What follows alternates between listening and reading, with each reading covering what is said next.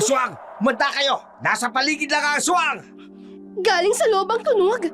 Nasa loob ng malaking bahay. Ay, Rosana! Ikaw ba ang pumatay kay Mang Teryo? At ikaw din ba ang umakyat sa bubong ni Aling Minda? Hindi ba tao ka rin? Paano mo nagawang mag-an yung aso? Pero wag niyo kong sisisihin kapag dumating ang araw na mapatunayan kong tama ang aking sinasabi at binabalaan ko kayo! Sa isang tahimik at mapayapang nayon sa probinsya kung saan ang mga makalumang paniniwala ay naisasantabi na dahil ika nga sa pagbabago ng panahon ay unti-unti na ring nalilimot ang mga makalumang tradisyon, maging ang mga matatanda sa nayon natututo ng yakapin ang bagong estilo ng kultura at paniniwala. Kampante na ang bawat galaw at mga desisyon ng mga taga-nayon. Malakas ang paniniwala na mapananatiling tahimik at mapayapa ang kanilang lugar. Rosana, narinig mo ba? May sayawang kinalitong mamaya. Pupunta tayo, di ba? Tingnan mo sila, oh. Magpapaalam muna ako kay Inang. Alam mo naman yun. Wag na. Kasama mo ako. Susunduin kita sa inyo para hindi makatanggi si Aling Rosa. Ano bang meron at may sayawan? Darating na raw kasi yung amo ni Lito galing syudad. Dito raw magbabakasyon sa probinsya. Pa-welcome party sa amo niya? Hindi. Advance celebration dahil magkakatrabaho na siya. Ano? Malaki ang sweldo niya, Rosana. Akalain mo, 5,000 isang buwan. Ang swerte ni Lito, ano? Sa dami ng binata dito sa atin na naghahanap ng mapagkakakitaan, si Lito pa na duling. Emily? Ay, pasensya na. Sa totoo lang naman ang sinasabi ko eh. Kung sino pang may kapansanan, yun pa ang binibiyayaan. Tandaan mo yan. Opo. O ano, sermon pa o susunduin kita mamayang gabi sa inyo? Kung papayag si Inang, sasama ako. Pero kung hindi, pasensya na rin sa'yo. Si Rosana ay may kahali-halinang ganda, isang masunurin at mabait na anak. Mahigpit ang kanyang ina, ngunit dahil kampante ito sa mga taong nakapaligid, hinahayaan niya na lamang mag-enjoy si Rosana sa kabataan nito. Normal na sa isang nayon ang may sayawan, isang kasiyahan na ikinatutuwa naman ng lahat. Rosana, tayo naman ang sasayaw. Hinihingal ka na at pawisan. Hindi ka pa rin napapagod? Hindi, may reserba pa akong lakas para maisayaw ka. Alam mo naman, kanina pa nagbubulong-bulungan mga binata rito eh. Gusto kang isayaw. Salamat at pinaunlakan mo ko. Sa iyong kasiyahang Tolito, congrats ha! Galingan mong trabaho mo. Natutuwa kami dahil ikaw ang napiling maging kasambahay ng isang dayuhan dito sa lugar natin. Oo nga eh. Ang swerte ko nga eh. Nakauwi na ba ang ate mo galing Maynila? Di ba siya yung nagrekomenda sa'yo sa dayuhan? Ha? Hindi pa eh. Pinagbawalan daw kasi siyang umuwi dito sa probinsya. Bakit? Hindi naman ako lamang dahilan eh. Pero ang mahalaga, natanggap na ako dahil sa kanyang rekomendasyon. Kailan bang simula ng trabaho mo? Nihintay ko nga lang dumating yung dayuhan. Agad ako magsisimula. Oh, anong nangyari? Ba't itinigil yung tugtog? Nakita niyo ba yun? Isang mahaba at magarang itim na kotse ang dumaan. Sino kaya ang sakay nun? Hindi ko nakita eh. Lagpas na nung lumingon ako. Bakit kaya natigilan? Anong masama kung may dumaan mong sasakyan? Tumayo ang balihibo ko. Tingnan mo oh. Paano? Para kasing karo ng patay ang itsura ng sasakyan. Paano hindi ka matatakot? Karo ng patay yung nakita mo. Walang taga rito sa atin na may kotse. Kala mo lahat ng kotse patay ang sakay. Oo nga naman, Emily. Iba-iba ang itsura ng kotse. At malamang, kung sino man ang sakay nun, isang bigatin. At sa ganitong oras pa talaga dumaan dito? Hindi kaya ang sakay nun ay yung dayuhan na hinihintay mo, Lito? Oo nga no. So ibig sabihin ito, bukas ay magsisimula na ako. Mga kaibigan, dumating na ang dayuhang hinihintay ko. Ang aking magiging amo. Bukas magsisimula na ako. Tuloy ang sayawan! Gabi nang dumating ang dayuhan na kanilang hinihintay. Sakay ng isang mahaba at itim na sasakyan ang dumaan sa makitid na daan. Ramdam ng mga taong nakamasid na tila kakaiba ang pangyayari sa kanila. Hindi lahat ay natutuwa sa pagdating ng dayuhan. Ang iba, hinusgahan ito base sa pagdating sa kalaliman ng gabi. Nag-antanda pa ang mga taong nakakita ng kakaibang sasakyang paparating. Nakatingin at nagmamasid ang mga mapag-usisang mga mata. Kahit na dapat abala sila sa mga bagay na kailangan gawin sa kanilang buhay, ngunit para kay Lito at sa pamilya nila, ito ay isang hudyat ng magandang buhay para sa kanila. Kinabukasan, lumagitnit ang pintuan sa pagbukas nito. Pambihira naman oo. Nakakatakot naman ang pintuan na to. Parang yung napapanood ko sa pelikula. Katatakot. Masok ka na. Magandang umaga po. Ikaw ang nirekomenda ni Lisa, di ba? Ako nga po. Ano pangalan mo? Lito sir. Lito pang pangalan ko. Ano alam mo sa gawaing bahay? Lahat po sir. Marunong po ako magluto. Magaling po ako maglinis ng bahay. At higit po sa lahat, yun lang ang kaya mong gawin? Ang ipagluto ako? Ipagluto kayo. Ako na din po ang maglilinis ng buong bahay. Kayang-kaya ko po yun, sir. Dala ko na po ang mga gamit ko, kaya kaya ko po magpuyat at gumising ng umaga. Hindi ka titira dito? Oo. Kung yun po ang gusto ninyo, aagahan ko na lang po ang pagpunta rito. Umaga kang pupunta rito. Magluluto ka ng isahan lang. Kasama na doon ang pananghalian at hapunan. Oo? Nako? Kakain ho kayo ng malamig, sir? Ayos lang naman ho sa akin ang... Makinig ka. Sundin mo ang anumang sasabihin ko. Huwag mo kong pangungunahan. Opo, sir. Patawad po. Sa buong araw na ito, linisin mo ang buong bahay. Pero bago sumapit ang alas 5, umuwi ka na. Opo. Simulan mo na. Dominante pala itong amo ko. Ay, hindi na nga nagpakilala. Kahit man lang sana sabihin ang kanyang pangalan. Pero magaan naman ang trabaho. Isang buwan may 5,000 kagad ako. Kayang-kaya.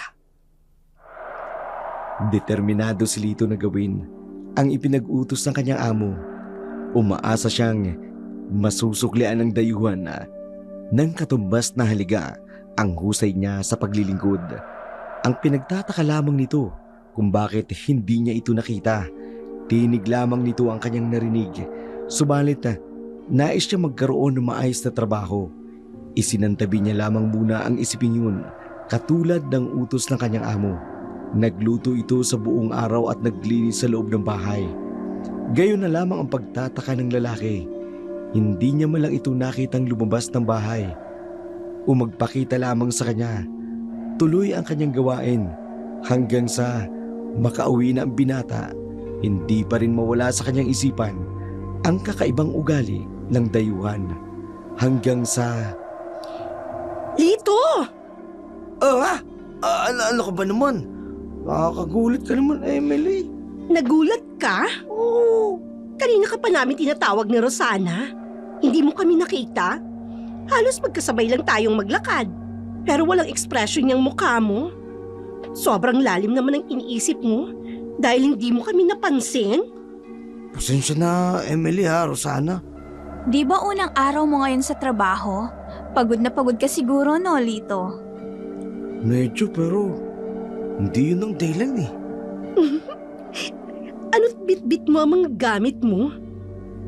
Unang araw mo pa lang, Pinalayas ka na? Anong nangyari? Hindi. Pupunta ako doon para magluto tapos maglilinis. Tapos bago mag-alas 5, uwi na ako. Wow! Pangmayaman ang trabaho mong yan, Lito. Ang swerte mo. Anong pangalan ng amo mo? Ilang taon na? Babae ba o lalaki? Matanda ba o bata? Yayain mo namang makihalubilo dito sa atin. Hindi ko alam eh. Anong hindi mo alam? Grabe naman. Nagtrabaho ka na buong maghapon doon tapos hindi mo man lang maitanong ang pangalan niya? May mayayain siguro yun. Malamang lalaki siya. Kasi lalaki yung boses. May edad lang sa atin ng konti. Sa boses niya, ewan, hindi ko nakita eh. Paano kayo nag-usap kung hindi mo siya nakikita? Boses lang yung narinig ko. Ha? May ganun? Baka umiiwas lang. Baka isipin may dala kang mikrobyo para di siya mahawaan. Kaya hindi kanya kinausap ng harapan at boses nilang narinig mo. Ano bang pangalan niya? Hindi niya sinabi kaya hindi ko alam. Mahiyain nga siya. Malamang, kailangan lang niya na makakausap. Bukas dito, sasama kami sa iyo ha. Kung ayaw niya makipagkilala, pues, kami ang makikipagkilala sa kanya. Dala ng kapusukan at curiosity, nagpa siya ang magkaibigan na dumayo mismo sa lugar ng dayuhan. Nais nilang makipagkaibigan sa dayuhang nasabi para makilala ito ng lubusan, para malaman na rin ang misteryo na meron sa lalaking yun. Kung bakit sa unang araw pa lang ng pagkikita ni Lito, hindi na ito nagpakita sa kanya ng harapan. Bagay na lalong nagpaigting ng pagnanais ng dalawang babae na makilala ang dayuhan. Samantala, sa kalagitnaan ng gabi, mapapansin ng mga taga-nayon ang dati nilang tahimik na lugar. Mangyayari ang isang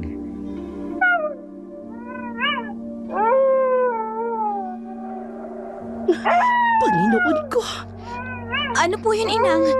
Nakakatakot naman ang alulong ng asong yun. sa buong buhay ko, ngayon ko lang narinig ang pag-alulong ng mga aso dito sa lugar natin. Oo nga po eh. Pero, ano po bang ibig sabihin ng alulong na yun, Inang? Kwento ng mga matatanda noon dito sa atin. Kapag may umalulong daw na aso, kung di may inaaswag na may sakit, buntis na inaaswang.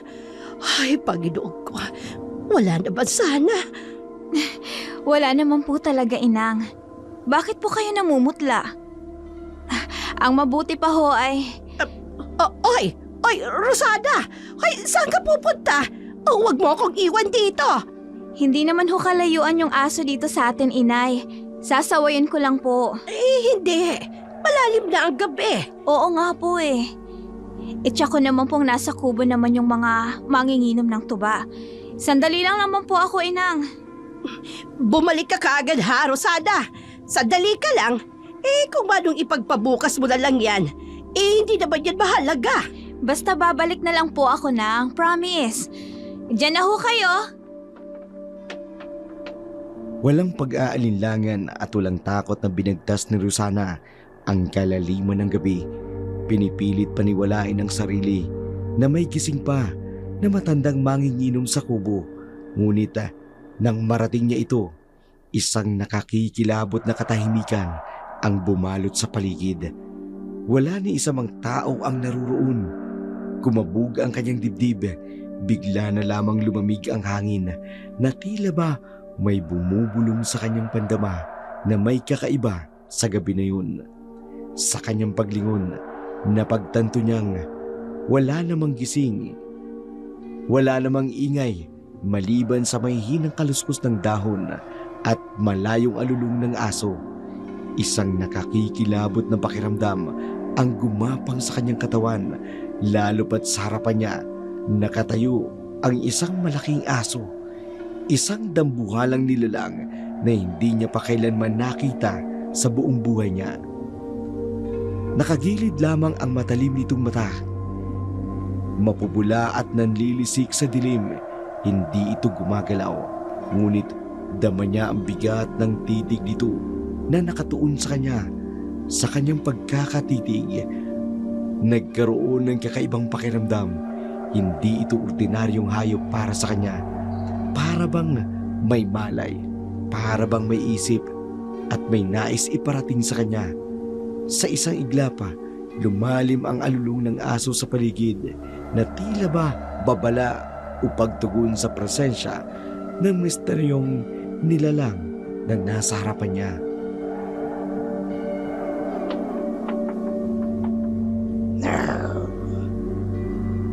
Shoo! Shoo! Shoo! Ay, ang laki mong aso ah. Ngayon lang kita nakita dito. Sino may-ari sa'yo? Huwag mo akong kakagatin ha. Ako si Rosana. Kung sino man ang nagmamay-ari sa'yo, kilala niya ako. Kasi iisang pamilya lang tayo dito, di ba? Oh, titig na titig ka sa akin. Kilala mo na ba ako ngayon? Nasaan ang mga kasama mong aso? Kayo ba yung mga umaalulong kanina? Magsitulog na kayo. Huwag kayong maingay. Kasi lahat ng matatanda dito sa lugar natin, nagpapahinga na. Katulad ng inang ko. At dahil sa alulong niyong yan, natatakot siya. Kaya sige na, shoo, shoo, uwi na, uwi na. Ay, ibang klaseng asong to ah. Sobra kong makatitig. Ibang kulay ng mga mata. At parang may isip. Hindi siya tumititig sa akin. At hindi siya natitinag sa kinatatayuan niya. Naku, baka sakmalin ako nito. Shoo! Aso! Shoo, shoo! Alis na! Alis na! Naku, Diyos ko! Diyos ko! Nang! Inang! Ha? Sumigaw lang ako tapos bigla siyang umalis. Parang may isip ang asong yun ah. Kaninong aso kaya yun? Kumalat sa buong nayon ang ingay ng aso ng gabi na yun. Iba-iba ang komento. Ngunit pangamba ang umiiral sa karamihan. Sa pantahan ng ilan, may elemento daw na nakita ang mga aso, kaya nagsitakulan ang mga ito. Ngunit mas marami ang naniniwala na nagkataon lamang ang nangyari ng gabing yun. Dahil dito, itinuloy na ng magkakaibigan ang kanilang napag-usapan na sumama ito kay Lito pagpasok nito sa trabaho. Grabe! Ang laki pala talaga ng bahay na ito, ano? May kalumaan nga lang. Ilang dekada na kasi itong inabando na. Sus, paano mo alam? Di pa yata tayo ipinanganak, nandito na ang bahay na to. Kwento sa akin ng lolo ko. Dati raw may nakatira dito, pero mula nang lumuwas ng Maynila, hindi na bumalik. At noong panahon, punong-puno daw ng mga tanim na bulaklak dito sa garden. Ngayon wala na. Tingnan mo oh, lanta ng lahat ng mga halaman. Abandonado nga eh. Alam mo, kung sa panahon ngayon uso pa ang aswang, iisipin ko na dito nakatira ang aswang. Uy, huwag kang maingay. Mukhang tulog pa yung amo ko. Ay, ganon? Paano namin siya makikilala? Anong oras na? Kung gising na siya, edi sana may narinig na akong kaluskos. Umalis na tayo, Emily. Ano? Kararating lang natin, aalis na kaagad. Kaya nga tayo nandito. Kasi kikilalanin natin ang amo ni Lito.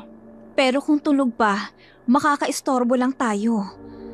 Magtatagal ba siya dito, Lito? Hindi ko alam. Pati nga yung pangalan niya, hindi ko alam eh. Bumawi na lang tayo sa ibang araw, Emily. Halika na. Ayoko. Hindi ako aalis hanggat hindi ko siya nakikilala. O sige. Bahala na nga sa'yo si Lito. Aalis na lang ako. Bahala ka dyan. Magsisimula na akong gawin ang trabaho ko rito. Ay naku, sige na nga. May samantika pa lang kung matulog yung amo mo eh. Lito, pasensya na sa storbo ha. Sige na. Magtrabaho ka na. Baka mapagalitan ka pa ng amo mo. Aalis na kami. Sige. Mas maaga pala ako makakauwi ngayon. Wala namang lilinisan. Katulad pa rin nung naiwan ko kahapon. Sobrang tahimik. Tulog pa rin kaya si amo hanggang ngayon. Lito? Oh. Amo, sir, pasensya na po. Medyo magugulatin po kasi ako ng konti eh. Gising na po pala kayo. Sayang, nakalis na sina Rosana at Emily. Huwag mo kong tawaging amo. Ang pangalan ko ay Angelo. Sir Angelo. Ang gwapo wala nito amo ko. Tigas ng katawan. At ang amon ng kanyang mukha. Pero ang kanyang mga mata. Bakit mo ako tinititigan ng ganyan? May problema ba sa mata ko?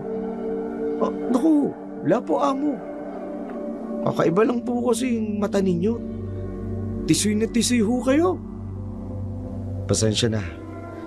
Kung ngayon lang ako umarap sa'yo ng ganito. Marahil ay nagtataka ka. Oo po, pero normal lang naman siguro sa mga dayuhan ng kagaya nyo. Siguro po, naiiya kayo, no sir? Mababait naman po ang mga tao rito.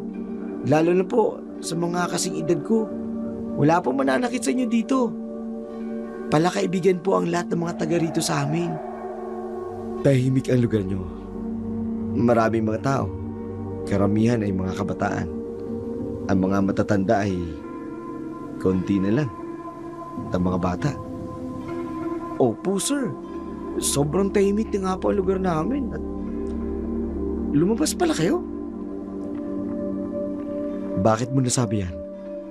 Sabi niyo maraming nakatira rito. Paano niyo malalaman na maraming tao rito? Maraming kabataan at matatanda kung kukunti ang mga bata. Ang sabi mo mababait ang mga tao rito. Lalo na ang mga kasing edad mo. Mga tao ang binanggit mo. Hindi ba't ibig sabihin nun, maraming naninirahan dito? Oo nga pala sir. Ganun po. Nais kong ipasyal mo ko sa malawak na lugar na to. Yun ay kung di nakakabala sa'yo. Naku, hindi po sir. Ibig ko pong sabihin, masaya po ako dahil kayo po mismo ang nag-iaya sa akin na ipabasyal kayo sa lugar namin. Sige po sir. Magbibihis lang ako. Opo sir. Dito lang po ako. Hintayin ko lang po kayo. Mabait naman pala si Sir Angelo. Angelo. Bagay sa kanya yung pangalan na yun. Mukha siyang anghel. Pero talagang kakaiba ang kanyang mata eh. Malamlam pero parang may nakatagong sekreto. Hay! Namalas ni Angelo ang di matatawarang kagandahan ng paligid, ang malawak na kabundukan, ang luntiang kaparangan, at ang payapang nayon na tila malayo sa kaguluhan ng syudad. Ngunit hindi ang tanawin ang tunay na nagbibigay ng pagkahumaling sa kanya. Ang tunay niyang sadya, ang isang bagay na hindi malilimutan mula ng gabing yun. Ang babaeng muli niyang naalala ang tagpo. Ang saglit na pagtitigan nilang dalawa. Ang tila mahiwagang pag-uusap ng kanilang mga mata. Ang kanyang tinig, banayad na parang musika, na kahit katahimikan ng paligid ay nananatiling umaalingaw-ngaw sa kanyang isipan. Ang kanyang kagandahan, mas matingkad pa sa liwanag ng buwan, at ang kanyang kaakit-akit na anyo, isang larawan na hindi mabura sa kanyang gunita. Hindi lang ang lugar ang nagbigay kay Angelo ng panibagong pag-asa, kundi ang babaeng hindi niya maipaliwanag ang dahilan. Tila may hawak na isang bahagi ng kanyang puso. Isang pusong matagal niya nang inakalang hindi na muling magigising sa damdaming ito. Sinong kasama mo, Lito? Siya. Siya ang babaeng nakita ko ng gabing yun. Rosana, halika! Papakilala ko sa'yo, amo ko! Siya ba? Si Sir Angelo. Sir Angelo, isa po sa mga kababata ko. Pinakamagandang babae dito sa probinsya namin. Si Rosana. Hello po. Ikinagagala ko po kayong makilala. Pasensya ka na, Rosana, ha? Sadyang mayayain lang ang amo ko. Rosana? Nagustuhan niyo po bang tanawin dito sa lugar namin? Oo. Nagugustuhan ko. Marami pa po kayong dapat makita, lalo na po yung pinakamataas na burol. Kung saan matatanaw ninyo ang buong syudad. Doon ko nga dadalhin si Sir Angelo pagkatapos namin dito eh. Nako, sigurado pong matutuwa kayo. Sige Lito mauna na ako. Di mo ba kami sasamahan puntahan ang burol na yun? Ha? Oo nga no. Siya nga naman, Rosana. Padigurado, wala ka namang gagawin sa oras na to. Samahan mo na kami ni Sir Angelo. Sige po. Sige ho, sasamahan ko ho kayo. Mabilis na nagkapalagayan ng loob sina Angelo at Rosana. Akala ni Rosana, ngayon pa lang niya nakilala ang binata. Ngunit para kay Angelo, ito ang matagal lang hinihintay na pagkakataon. Gusto niya muling makita at makilala ng lubusan ang dalagang minsan niyang nakasalubong. Bawat saglit na magkasama sila, lalong lumalalim ang kanilang ugnayan. Hindi man nila lubos maipaliwanag, may kung anong puwersang nagtulak sa kanila upang magpatuloy sa kanilang kwento. Isang kwentong tila magsisimula pa lamang. Ano? Nakilala mo na ang amo ni Lito? Saan? Kailan? Kahapon. Saan ka ba kasi nagpupunta? Ay, bumaba kami ni nanay. Namili ng gulay. Ay, nakakainis naman, Rosana. Uy, ano? Mabait ba? Anong itsura niya? Mabait, tsaka may pangalan na siya. Angelo. Angelo ang pangalan niya, Emily. At oo, ang bait niya. Ang amo pa ng kanyang mukha. Parang isang anghel. Hoy, gising! Sus, wala ka pa sa alapaap, no? Makapagising mo bumagsak ka, lagapak ka sa lupa. Totoo nga, para siyang isang anghel. Ayaw mong maniwala? Maniniwala kapag nakaharap niya na si Sir Angelo. Mala anghel? Kung ganun, gwapo siya. Ay, dapat makilala ko siya. Nauna niya nang nakilala si Rosana. Ang lagkit nga kung makatitig eh. Alo, hindi no? Ooh. Hindi nga, naku naman ito. Sadyang ano lang, kapag tumitig siya sa mga mata mo, talagang diretso, talagang basta yun na. Hoy, sa'yo lang no. Hindi naman siya tumititig sa akin kapag kinakausap ko. Ang dumi ng isip mo, Lito, ha? Sinasabi mong may gusto kay Rosana ang amo mo? Unang pagkakakilala nila yon, no? Baka sa akin siya magkagusto kapag nakilala niya ako. Pag ikaw bumagsak sa lupa, lalong pipisak yung ilong mo. Ay grabe, sobra ka naman Lito kay Emily. Pagtawanin niyo ako, ha? Basta, magkakagusto siya sa akin. Darating ang araw, sa malaking bahay na yun ako titira. Ako ang magiging reyna ng malaking bahay na yun. Sabagay, libre lang mangarap. Ikaw talaga Lito. Oy, bakit naman hindi? Bakit? Nakakalimutan mo ba? Huwag mong ginaganyan-ganyan si Emily Kung nun nga nagkagusto ka dati sa kanya, di ba? Yung pa kayang dayuhan na yun? Tama.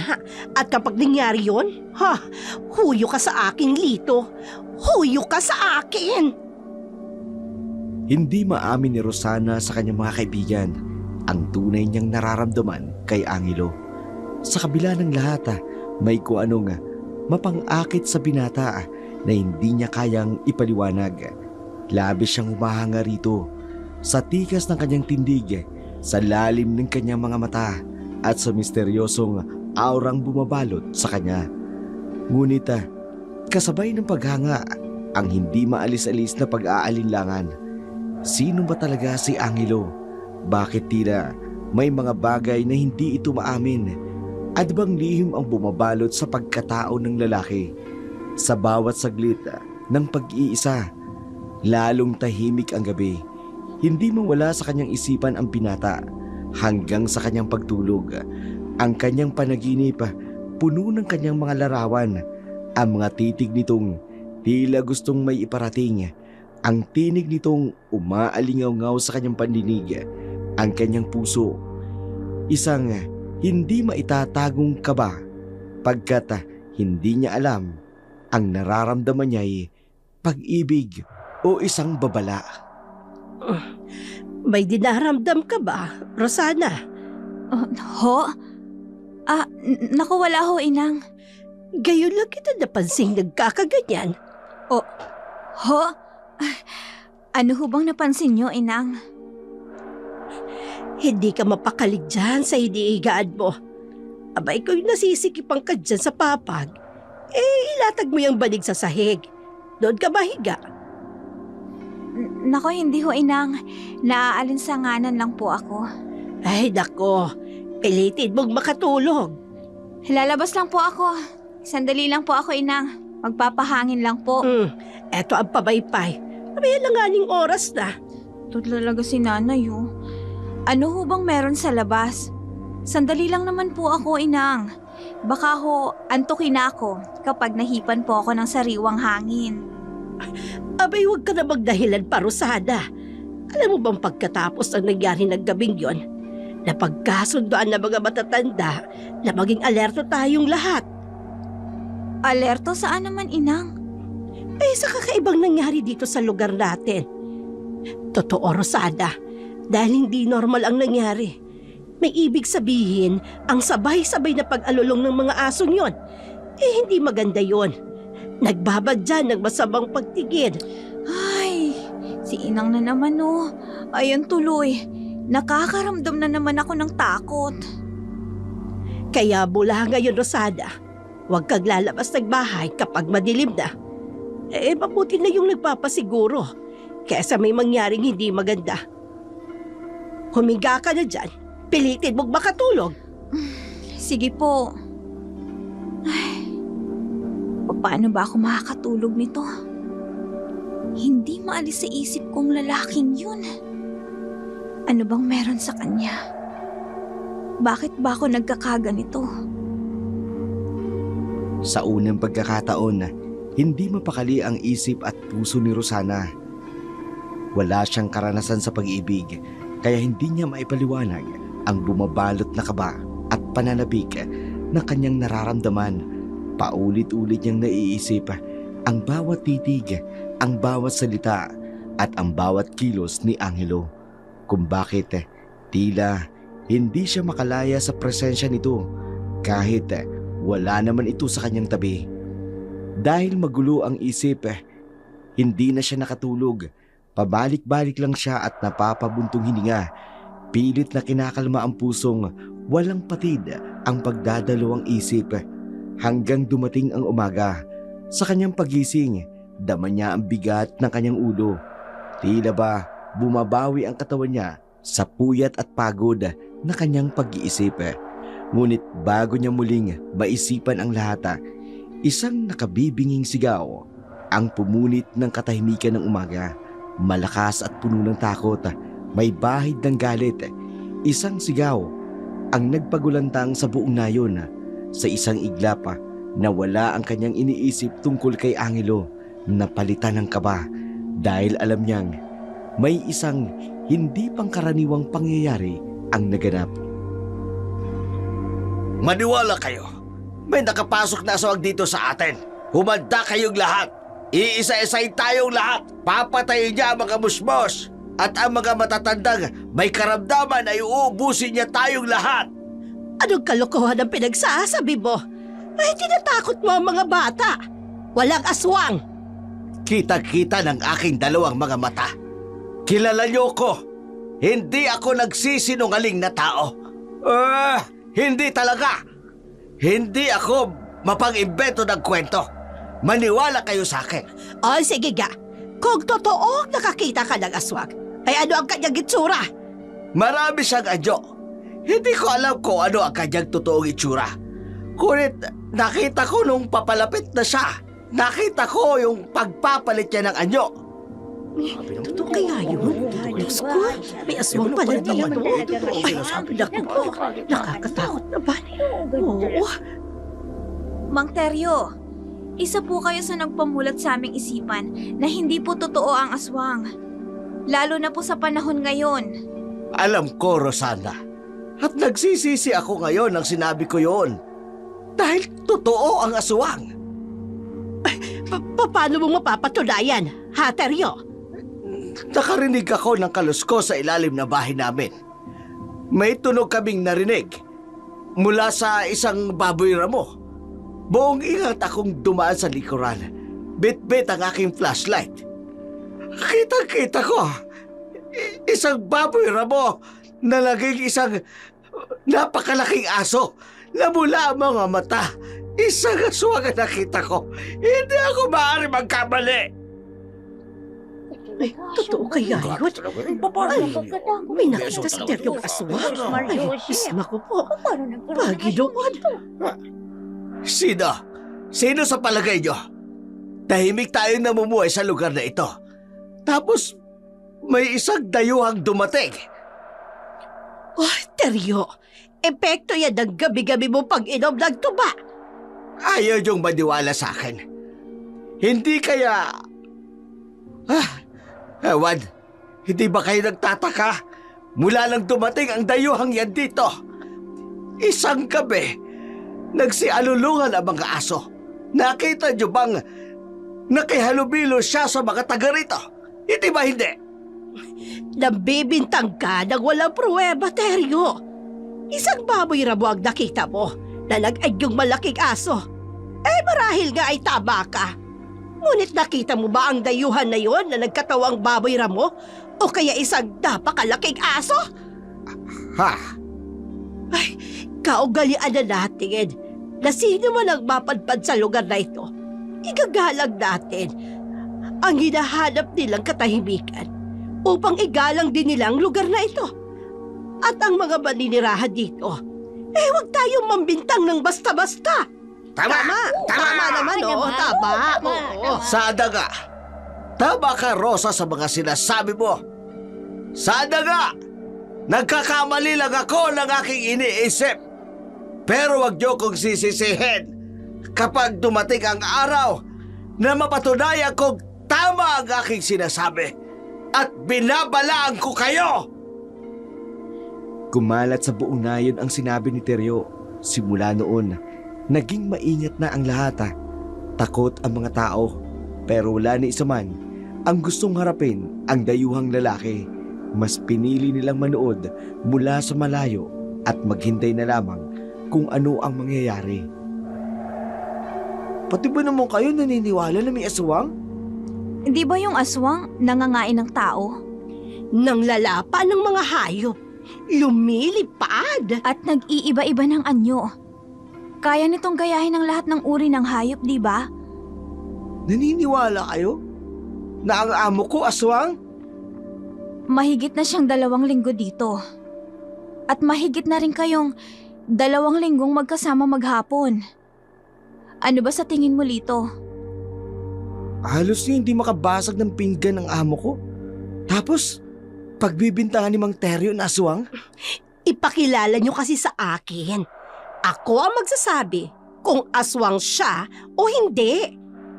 Eh di mas mabuti pa, Emily. Sumama ka na lang kay Lito para makilala mo yung amo niya.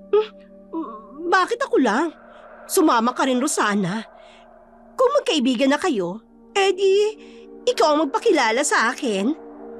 Tsaka kapag nakita mo ang amo ko, Emily, baka ikaw pa ang aaswang sa kanya. Unti-unting natutunan ni Angelo kung paano makihalubelo sa mga taga-probinsya. Isang bagay na hindi magagawa niya noon bago niya makilala ang babaeng nagbigay ng kulay sa kanyang mundo. Sa bawat araw na lumilipas, mas nagiging madali sa kanya ang makisama at makisalamuha na parabang tahimik na buhay na matagal niya nang inaasam ay unti-unti nang nagkakatotoo.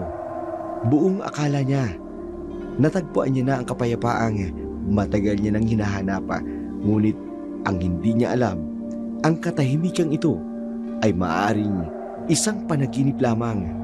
Ang anino na kanyang nakaraan unti-unti nang lumalapit upang guluhin ang bago niyang mundo.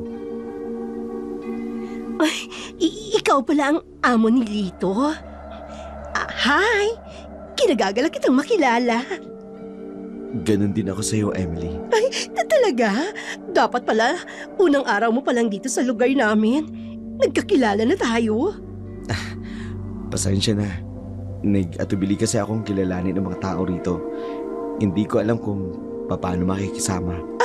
Hindi mo kailangang makisama. Dahil kami ang gagawa nun sa'yo. Ang gwapo niya. Para siyang si Adonis. Ako ang makakapagsabi. Hindi siya aswang. Aswang? Oo, kasi naman si Mang Teryo, pinagsisigawan niya ang tungkol sa aswang. Sinong aswang? Ikaw! Ha? Ang ibig kong sabihin, ikaw ang pinag-iisipan niyang aswang. Kasi naman, tamang-tama ang pagdating mo.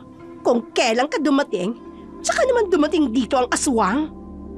Uy, pero hindi ikaw yun ha. Malayong-malayo sa itsura mo ang itsurang aswang. Sa ganang lalaki mong yan. Ikaw, Rosana, naniniwala ka ba na isa akong aswang? Hindi. Salamat. Ako, Angelo, hindi mo ba ako tatanungin kung naniniwala ba ako na aswang ka? Hindi na kailangan. Sa tono ng pananalita mo, buo na ang paniniwala mo na hindi ako aswang. Na hindi ako masamang tao, Emily. At dahil dyan, lubos ako nagpapasalamat sa'yo. Basta ikaw, Angelo, mula ngayon na nagkakilala na tayo, patutunayan ko sa kanilang lahat na hindi ka aswang. Talaga? Paano? Magpakilala ka sa kanila. Ipakita mo sa kanila ang totoo mong pagkatao. Ha? Pumayag si Angelo na ipakita ang kanyang sarili sa lahat. Sa unang pagkakataon, humarap siya sa napakaraming tao. Hindi nagtatago ng kanyang anino sa pag-iisa. Ikinatuwa ni Rosana, isang hakbang patungo sa pagtanggap ng buong nayon sa binata. Habang lumilipas ang sandali, lalong lumalalim ang hindi maipaliwanag na koneksyon sa pagitan nila. Isang tahimik, ngunit matinding pagtinginan. Tila may lihim silang pagkakaunawaan na kahit wala namang salitang binibigkas. Ado, Teryo, anong masasabi mo? Pagdududahan mo pa ba si Angelo na isa siyang aswang? Gayong siya na mismo nagtapat sa atin ng katotohanan na hindi siya aswang. Sa itsura ba naman ni Angelo? Gwapo. Pagdududahan mo, Teryo? Ikaw, matanong kita. Bakit mo ba nasabing aswang si Angelo? Masama ang magduda sa kapwa. Maaari kang makulong. Oo nga po, tama yan. Kung kayo hindi kayo naniniwala na aswang si Angelo, bahala kayo. Basta ako, sigurado ako. Ang tanong nga, Mang Teryo, anong ebidensya niyo? May natuklasan ka bang kakaiba sa kinikilos ni Angelo? Meron. Hindi mo na pwedeng direktang ituro kay Angelo ang nakita mong baboy rabo at malaking aso. Kung ayaw niyong maniwala sa akin, bahala kayo sa buhay niyo. Makaalis na nga dito. Teryo, huwag kang magagalit sa amin. At bakit ka aalis? Nandito ang bisita natin. Makipagdaupang palad ka muna. Hindi kaya ng aking kalooban na makipagdaupang palad sa taong may sikreto, Rosa. Alam mo yan. Diyan na kayo. Hoy! Mang Teryo! Mang Teryo! Hayaan mo na siya, Emily. Marahil ay ayaw lamang niyang may dumadayo dito sa lugar natin. Mayaman at gwapo pa, Aling Rosa. Kilala ko si Teryo. di ko malabad kung bakit siya nagkakaganon. Bakit? Hindi na kumbinsi ni Mang Teryo tungkol sa bagong saltang aswang. Tahimik, ngunit masama ang loob ng matanda dahil walang naniniwala sa kanya. Wala siyang pruebang mailabas sa taong kanyang itinuturo dahil kinagigiliwan ang mga dayuhan sa lugar na yun. Sinarili na lamang ng matanda ang aktong nangyaring nakita niya ang aswang nang nagbabago ito ng anyo. Doong isang linggo, kararating pa lamang niya. Nakita ko siya pagdating niya. Gabi noon, habang pauwi ako sa amin, may narinig akong ik-ik mula sa itaas. Alam ko naman na may ik-ik. May aswang at mismong aswang ang nakasalubong ko. At yan ay si... Oh, Panginoon ko. Paano nangyaring nasundan niya ako? Sinundan ako ng aswang. Hindi mo ako mabibiktima. Ilalantad ko muna ang pagkatao mo bago mo ako mapatay. Ilalantad kita. Naging pamilyar na mukha si Angelo sa buong nayon. Hindi na siya itinuring na isang estranghero, kundi isa ng bahagi ng kanilang maliit na nayon. Malaya na siyang nakikipag-usap, nakikisalamuha, at unti-unti nang nagiging malapit sa lahat. Lalo siyang naging malapit sa pamilya at matalik na kaibigan ni Rosana. Sa bawat araw na lumilipas, naging madali para sa kanya ang makisama at mas lumalim ang kanyang koneksyon sa dalagang nagbigay ng bagong liwanag sa kanyang buhay. Tingnan mo siya, Rosana, oh.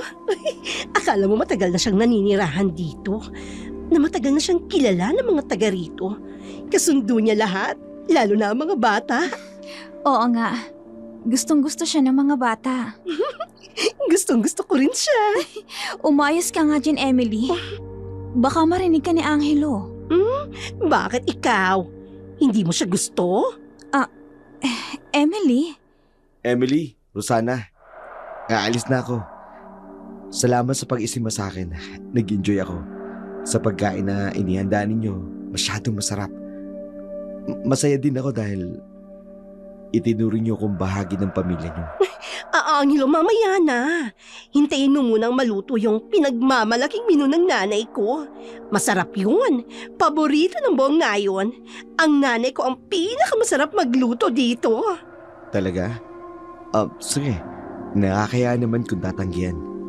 Iyon ang paborito ng lahat, di ba? Ano ba yun? Dinuguan. Naku, super sarap talaga yun. Ganun ba? Kaya lang... Pero hindi naman lahat kumakain ng dinuguan, di ba? Kung ayaw mo, hindi ka naman namin pipilitin. At kung gusto mo nang umuwi, sige na po, okay lang. Salamat at naunawaan mo ko. Okay lang, pero kailangan mo na ba talagang umuwi ka agad?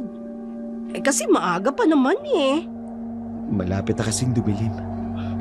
Umaga pa nga lang sa amin ang ganitong oras eh. Lalo na kapag kabilugan ng buwan. Magdamag na nag-uusap ang mga tao dito. Naglalaro ang mga bata. Magdamag? Hindi kayo natatakot? Wala namang dapat katakutan dito sa lugar namin. Maliban na lang kung totoo ang sinasabi ni Mang Teryo na may nakapasok na aswang dito sa aming nayon. Natatakot ka sa aswang, Rosana? Sino naman ang hindi? Ano ba ang aswang? May aswang bang hindi nangangain ng tao? Depende. Ha? Ano yun, Angelo? Wala, Rosana. Malapit ng dumilim. Aalis na ako. Salamat muli sa inyo. Angelo! Hoy! Kapag gusto mo ulit mamasyal ha, sabihan mo lang kami. Sasama kami ni Rosana. Pilit na namuhay ng normal si Angelo sa piling ng lihim ng hinahangaang nilalang. Iniwan ang yaman at kapangyarihan sa syudad upang yakapin ang tahimik na buhay sa probinsya. Hiling ng binata na makamit niya iyon Walang puwang sa kanya ang panghuhusga ng ibang tao dahil ito ang magpapagising sa kanyang lihim na itinatago.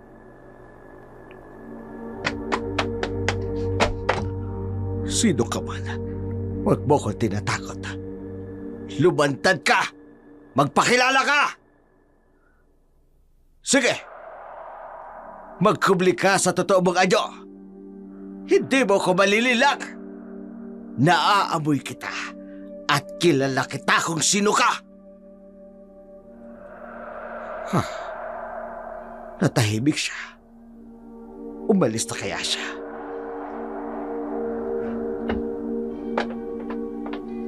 Aba, nandito pa siya. Naririnig ko ang yabag ng kanyang mga paa. Bumalik na siya sa tunay niyang anyo. Sinasabi ko na nga ba? Hindi ako nagkakamali. Hindi ako natatakot sa'yo. Lumapit ka. Hindi kita paliligtasin ng matalim kong itak. Lumapit ka!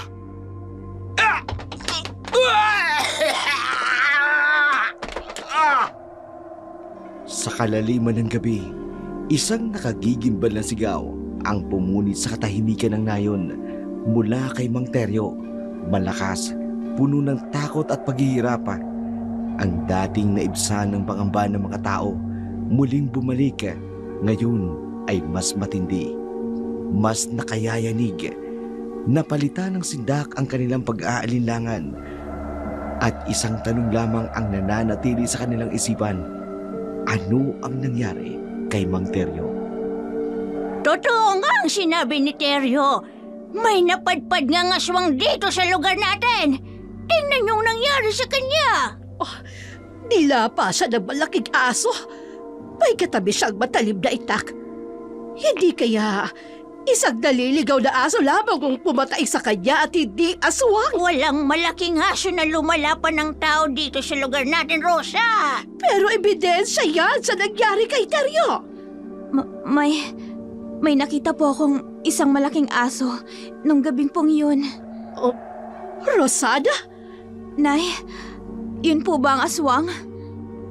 Ang aswang ay nagpapalit ng anyo. Kung ito ay iyong nakita, Rosana, bakit hindi mo sinabi sa amin? Balaan ang lahat ng mga tao dito. Patawarin niyo po ako. Pero ang nakaharap ko pong malaking aso ay nawala din po sa isip ko eh. Bigla na lang po itong nawala at hindi ko na po nakita kung saan po nagmumula nung gabing yun. Titigan yung mabuti ang nangyari sa katawan ni Teryo. Kung ito ay simpleng paglapan ng aso, nasa ng kanyang bituka? Wakwak ang kanyang tiyan at kinain pati ang kanyang dalawang mata. Hindi ito gawain ng isang simpleng aso lamang. Ang aso ay nangangagat at hindi kumakain ng lamang loob. Aswang ang naganyong aso. Iyon ang kumakain ng tao. At totoo, may aswang sa lugar natin. Ay, totoo, may aswang nga. Diyos ko, may aswang dito. Naku, may aswang talaga pala dito sa atin ngayon. Maging mapagmatyag, mag-ingat, at mula sa araw na to, wala nang kabataan lalo sa madilim na gabi. Mga matatanda nang gagala sa pagsapit ng dilim. Ang dating payapang lugar na to ay nabalutan na ng dugo ni Teryo. Magronda ang mga kalalakihan, gumawa ng armas, kilalanin ang aswang, palayasin sa lugar na ito. Nagtulungan ang mga kalalakihan sa paggawa ng salit-saling pagroronda. Walang sino man ang nag-atubili, lahat ay alerto, nagmamatsyag at handang ipagtanggol ang kanilang nayon. Sa bawat sulok ng anino, hinahanap nila ang sinasabing pumatay kay Teryo. Nangingibabo ang takot, ngunit dahil mas matindi ang kanilang pagnanais na mapanatili ang kaligtasan ng kanilang lugar. Lola Bunang, may pinadala po para sa inyo at sa mga nagro-ronda ang amo ko. Abay, ang dami niyang bet-bet mo ah. Ano bang mga yan? Mga pagkain po, tsaka mga flashlight. Para daw po madagdagan ang liwanag habang naglilibot ang mga nagro-ronda. Malaki ang tulong nito sa atin. Nasaan bang yung amo mo? Lumos po saglit sa kabiasnan. Mamimili daw po. Talaga? Abay, mabuti pala ang kalooban ng amo mo, Lito. Kulang na nga lang po eh. Sumama din siya sa pagro-ronda. Abay, hindi na. Baka siya'y mapahamak pa. Bigyan mo siya ng babala na wag nang gumala pagsapit ng dilim. Sinabi ko na po yan sa kanya, Lola Bunang.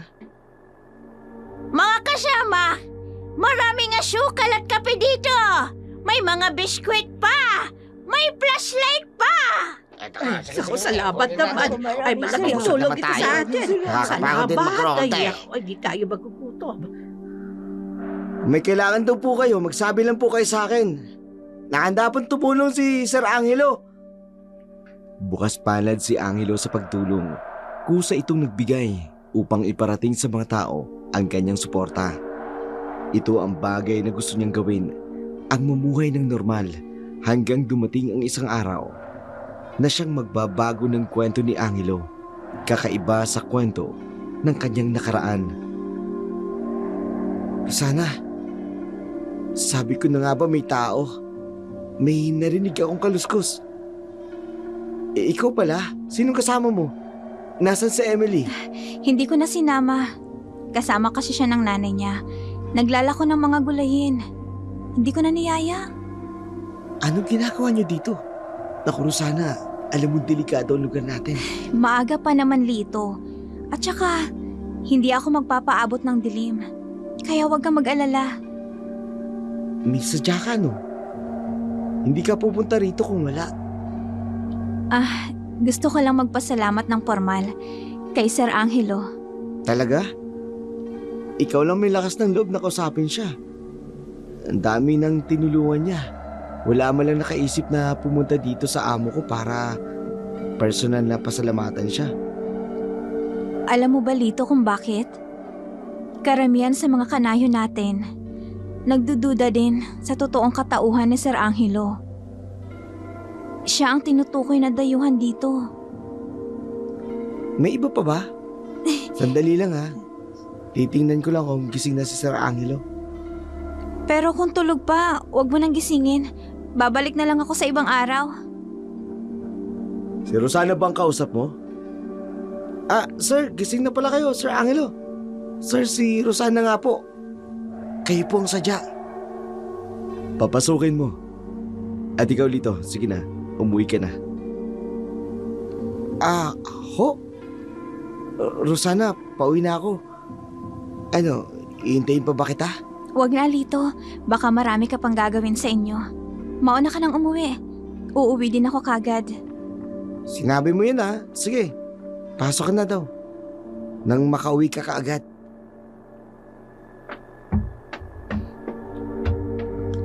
Magandang umaga po sa iyo, Sir Angelo. Pwede bang alisin mo na ang sir sa pangalan ko? Angelo na lang. Pasensya na. Angelo,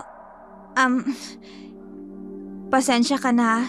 Inabala kong oras mo. Hindi ka nakakaabala, Rosana. Masaya ako dahil nandito ka. Kasi gusto ko lang iparating sa'yo ng personal. Ang lubos na pasasalamat na ginawa mong pag-abot ng tulong sa mga kabataan. Ganon din sa mga kalalakihan na nagro-ronda tuwing hating gabi. Maraming nasyahan sa malasakit mo sa amin. Mas masaya ako dahil nagustuhan niyo ang mga ginawa ko. Yun lang ba, Rosana? Ha? Nandito ka lang ba para magpasalamat? Wala ka bang ibang sasabihin? Wala na, Angelo. Pasensya na talaga. Kung ganon, nagsisinungaling ang nabasa ko sa iyong mga mata. Angelo? May mas malalim na ibig ipahiwatig ang iyong mga mata, Rosana. Ngayon ka pa ba mag-aatubiling sabihin sa akin? Angelo? Ngayon nandito ka na sa harapan ko. Lahat ng gusto mong itanong mo na. May sinasabi tungkol sa'yo. Anong sinasabi tungkol sa akin, Rosana? Tungkol sa gumagalang aswang? Iniisip nila na isa akong aswang? Ikaw lang ang dayuhan sa aming nayon. Hindi mo sila masisisi. Mula nang dumating ka, Ginambala ko na ang katahimikan ng inyong lugar. Ganun ba, Rosana? Mula nang dumating ako, nagkaroon na ng takot ang inyong mga puso? Angelo. Ikaw, Rosana, ikaw din ba? Yun din ba paniniwala mo? Natatakot ka ba sa akin? Pero bakit nandito ka? Anong dahilan na tinahayaan mong umuwi si Lito? Bakit ka nagpaiwan dito sa akin?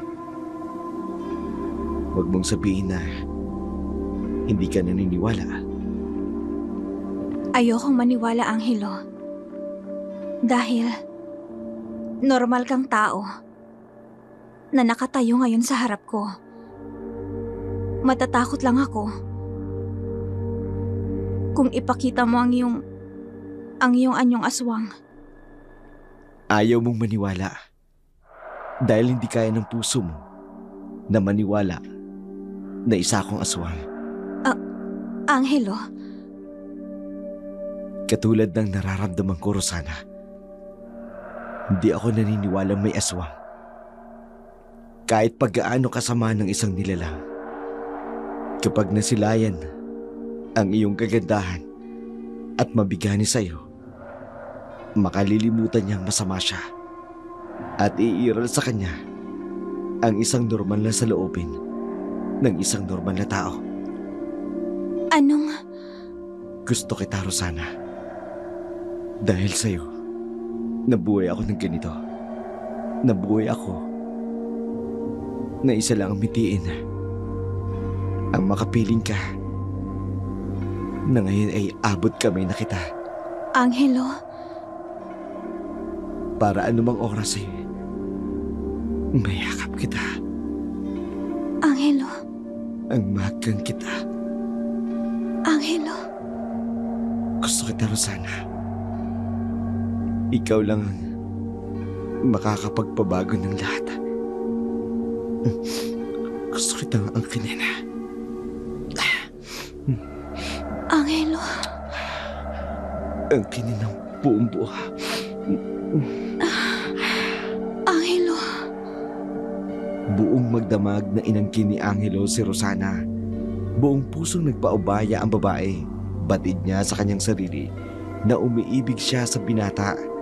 Sa nangyaring pagdiniig, inakala ni Angelo na tuluyan niya ng tinalikuran ang dilim ng kanyang kahapon. Hindi mo matatakasan ang aking sumpa. Wala kang karapatang magmahal at mahalin. Wala kang puso. Dugo sa dugo ang kabayaran ng lahat ng pagwasak mo sa puso ko. Dugo sa dugo.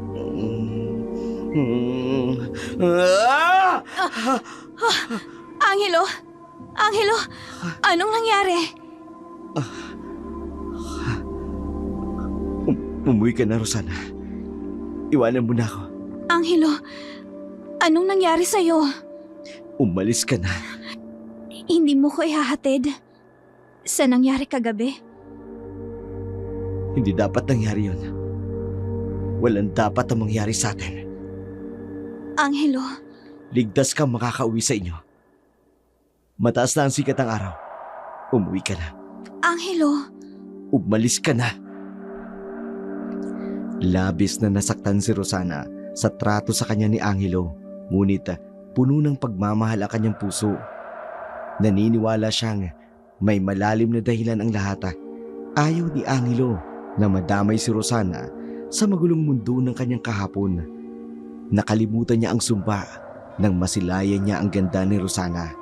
Naisip ni Angelo na kinakailangan niyang tuparin ang sumpa upang manatiling buhay kasama ang babaeng iniibig. Mga kasama, pwede na tayo magpahinga. Katulad ng nangyari nung nagdaang gabi. Tahimik na ang paligid. Marahil totoong walang aswang. Yung nangyari kay Teryo ay sadyang asong ligaw lamang yon na dumaan dito sa atin. Siguro, tinigpas niya ang kanyang matalim na itak kaya sinugod at nilapa ito ng aso. Tama. Kaya umuwi na tayo. O sige, uwi na kami. Ano bang nangyari sa paruronda natin? Ano yun? Si Minda yun. Yung sumisigaw. Tara, punta natin. Oo nga, tara, dali natin. Minda! Minda! Ay, may tao sa bubong ng bahay namin. Tingnan nyo, nalilisik. Ang pula-pula lang kanyang mga mata. Nakatitig sa bunso kong may sakit. Nasaan? Mga kasama, galugarin natin ang paligid. Hindi pa nakakalayo yun. Sa bubong! Sa bubong! Wala naman tao sa bubong. Hindi pa nakakalayo yun. Aswang nga yun. Tiyak na papunta yun dito. Ang sigaw ni Minday, nakalipad yun papalayo. Hanapin natin. Kayong dalawa. Dito lang kayo. Baka nasa paligid lamang. Ihanda ninyo ang inyong mga sibat at itak. Huwag na huwag kayong magpapabaya. Huwag na huwag kayong patatalo. Kapag may nakita kayong kakaiba, sibatin nyo kaagad. Itakin nyo. Tayo na. Hanapin natin ang aswang. Habang lumalalim ang gabi, lalo pang naging masigasig ang kanilang pagruronda. Lahat ay alerto, maigpit na nagmamatiyag sa bawat kilos at ingay sa dilim. Ngunit sa kabila ng lahat ng kanilang pagsisikap, bigo pa rin silang mahuli ang sinasabing aswang. Hindi na nagpatinag ang ilan. Sa matinding takot at galit, naging agresibo ang ibang kalalakihan. Sa kawalan ng pag-asang mahuli ang nilalang, isang bagay lang ang kanilang napagtuunan ng hinala, ang dayuhang si Angelo. At sa isang iglap, nagdesisyon silang sugurin ang kanyang bahay. Teka sandali, huwag kayong padalos-dalos. Hanggat wala ni isa man sa atin ang nakakita sa elementong yun, wala tayong karapatang mambintang. Siya lang naman ang estanghero dito sa atin, di ba? O dapat nakikinig tayo sa mga sinabi ni Teryo. Noon pa man sana'y nabigyan na natin ng solusyon ang nagpapagulo sa ating lugar. Ano bang katibayang hahanapin natin? Hintayin pa ba nating mangyari ang katulad ng nangyari kay Teryo? Hindi ako papayag. Mga duwag, kung ayaw yung sumama sa akin, para palayasin ang aswang na yun, pues, mag-isa akong pupunta. Ako ang magpapalaya sa dayuhan na yun. Naniniwala man o hindi, naunahan na ng takot ang lahat. Mas minabuti nilang mag-ingat at hintay na lamang na mahuli ang aswang kaysa ang sumugod sa hindi tiyak kung aswang nga ang taong itinuturo. Gayong tumulong pa ito sa mga mahihirap na mamamayan ng nayon. Hindi na nagpapigil pang isa. Mag-isa nga itong hinarap si Angelo. Lumabas ka dyan! Huwag kang magtatago sa malaking bahay na yan! Ilantad mo ang tunay mong pagkatao! Ano po bang pinagsasabi mo, Mang Bunong? Nakakaya itong ginagawa ninyo. Wala nang iba!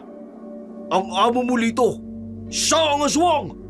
Paano naman naging aswang si Sir Angelo? Ano bang ebidensya mo? Wala! Pero siya lang naman taga rito sa atin. Siya lang naman ang bago dito, di ba? Tama si Teryo. Mula nang dumating siya dito sa ating nayon, marami na siyang tinakot na tao. Nilapa niya si Teryo. Mang Bunong, Papasukin mo siya, Lito. Alam mo ba ang ginagawa mo? Oo. Bakit hindi? Huwag ka na magkunwari pa. Duwag ka para itago ang inyong mga aswang. Hindi ko kayo masisisi. Aminin mo na ikaw ang aswang. At napadpad ka lamang sa nayon na ito. Kayo ng bahalang dumiskobre. Tutulungan ko kayo para mapabilis ang paghuli sa sinasabi ninyong aswang. Pero mahina kayo. Hindi nyo nagawa. Ano? Tama kayo. May mga aswang sa lugar na to.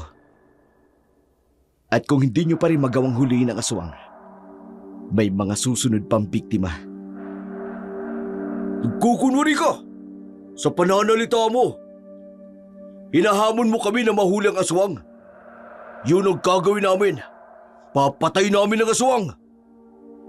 Naging mas porsigido ang mga taga-nayon na huli ng aswang sa kanilang lugar. Ang mga kababaihan at ang mga kabataan tumulong na din sa pagmamatsyag. Nagtataka ako, Rosana. Napapansin mo rin ba? Na maging ang mga kababaihan, matanda man o bata, ay naghahanap na rin para mahuli ang aswang? Hindi yun. Dapat lang talaga na tumulong na rin tayo. Pero hindi yun ang tinutukoy ko. Si Angelo, Anong tungkol sa kanya? hindi na siya lumalabas ng malaking bahay. Umiiwas ba siya sa atin? Ay, Ewan akala ko. ko pa naman. Tuloy-tuloy na ang pakikihalubilo niya sa ating lahat dito. Gustong-gusto pa naman siya ng mga bata. Hindi ba siya naiinip? Nagkukulong siya sa malaking bahay na yun. Uy, Rosana! Hoy! Naririnig mo ba ako? Rosana! Ano ba yon? Ay, sus naman! Parang wala akong kausap. Wala ka man lang bang sasabihin? Wala kang reaksyon. Tulala ka dyan. Ano bang iniisip mo? Wala. Ano bang sasabihin ko? Kung ano yung napag-usapan nyo ni Angelo noong araw na pinuntahan mo siya sa malaking bahay. Anong... Sinabi sa akin ni Lito. Ano ka ba, Rosana? Ay, para kang naingkanto dyan. Naku po. Siguro, malungkot ka, no? Tama ka na nga dyan. At akala mo siguro, hindi ko nahalata. Oy! Ano ba, Emily? Ano bang pinagsasasabi mo dyan? Yung mga lihim yung sulyapan sa isa't isa ni Angelo. Sus! Madalas ko kayong nahuhuling dalawa, no? At siguro, may pagkakaunawaan na kayong dalawa. Umuwi na nga lang tayo. Oy! Kaya ka lang laging tulala nito mga nakaraang araw. Kaya ka matamlay at malungkot. Emily, Kasi nga, hindi na nagpapakita sa atin si Angelo. Nahalata ni Rosana na umiiwas sa kanya ang lalaki. Kung bakit hindi alam ng dalaga sa hindi maipaliwanag na dahilan. Hindi niya man makita ang lalaki pero para bang ramdam niya pa rin ang presensya nito, lalo na tuwing oras ng gabi. Rosada, ay manong isara mo yung bintanang malapit sa silid mo. Susme, nakita mo na. Anong oras na'y delikado na, Rosada? maalinsangan po kasi inay. At saka may nagro-ronda na. Kahit na. Doble ang ingat natin ngayon. Nabalitaan mo ba yung nangyari kay Minda? Maraming nagro-ronda noon. Abay inakyat pa rin sila ng aswang sa bubong nila. Ay mabuti na lang at nakita ni Minda. Kaya nakasigaw. Nay, may katabi po akong bawang at saka asin. Ano bang pinagsasabi mo? Anong bawag at asin? Abay sa pelikula lamang yan, anak. Hindi yan tatalam sa aswang. Iyan ay paniniwala lamang. Na mga kulukay noong unang panahon. Abay ano ka ba? Magigisa at gagamitan mo ng bawang at asin ng ganyang malakas na elemento. Opo. Opo inay. Sige na ho. Isasara ko na. Bakit wala ka pang ginagawa dyan? Sige na nay, promise po. Isasara ko to bago ako mahiga. Susmig bata ka, oo. Kaya hindi ko ba unawaan itong mga nagdaang mga araw. Parang wala ka lagi sa iyong sarili. Ay, nako. Makaupo nga po na rito. Nay, oras na po ng pagtulog nyo. Ay, paano naman ako dito makakatulog? Gising ka pa at nakaupo ka pa dyan sa may bintana. Si nanay talaga, oo. Alam ko po, nay, na may aswang dito sa lugar natin. At hindi ko po pababayaan ang sarili ko, inay. Kaya sige na po. Matulog na kayo at ako na pong bahala dito. Rosada, Nay, wag nang matigas ang ulo. Masama po sa inyo ang magpuyat. Eh baka atakihin na naman kayo ng high blood nyo. Sige kayo. Siya, sige. Sada, kapag inatake ka ng aswang, ang yung sigaw ay kasing lakas ng sigaw ni Minda, ha, Rosana? Si nanay talaga. Ay, hindi ko maunawaan ang sarili ko, inay. Kung bakit mas magaan ang pakiramdam ko kapag nararamdaman ko ang dampi ng hangin sa paligid kaysa sa magkulong dito sa bahay. Kumusta na kaya si Angelo? Iniisip rin kaya niya ako? Naaalala niya kaya yung ginawa namin nung gabing yun?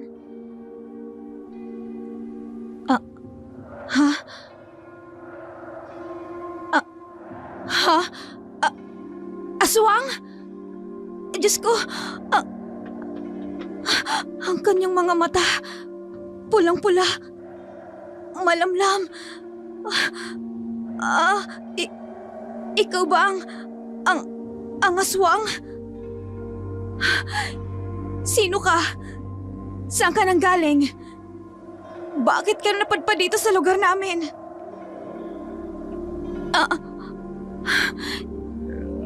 Ikaw ba ang pumapatay sa mga nandito? Ikaw ba ang pumatay kay Mang Teryo? At ikaw din ba ang umakyat sa bubong ni Aling Minda? Hindi ba tao ka rin? Paano mong nagawang mag-anyong aso? Bakit hindi ko kayang sumigaw? Natatakot ako pero... Ayun! Ayun na ang aswang! Ang mga nagruronda. Anong ginagawa mo? Umalis ka na! Simutin ninyo! O sintayin nyo para mamatay ang aswang na yun! Sintayin natin! Bakit nakatitig ka lang dyan? Umalis ka na! Papatayin ka nila! Sige na! Lisanin mo na ang lugar na to! Umalis ka na!